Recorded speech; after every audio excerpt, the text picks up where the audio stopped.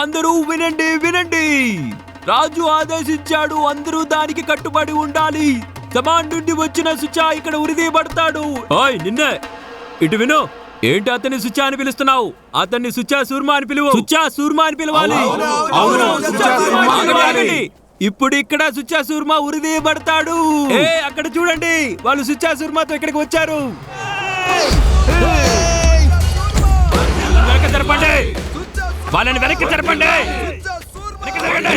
మామా మామా, బుచ్చర్ని చంపినందుకు వాళ్ళు సుచాకి శిక్ష వేస్తున్నారా? లేదో, పరువు కోసం మరో ఇద్దరిని కూడా చంపేశాడు. అతను సుచా సోదరుడు నరేన్ కదా? అవునవును. వెనక్కి జరగండి, వెనక్కి జరగండి, వెనక్కి జరగండి, వెనక్కి జరగండి. సుచా సింగ్. లేదన్నా లేదు, బాధపడకు. సింహం ఎప్పుడు ధైర్యంగా ఉంటుంది. సూర్ఖాన్, ధైర్యంగా ఉండు.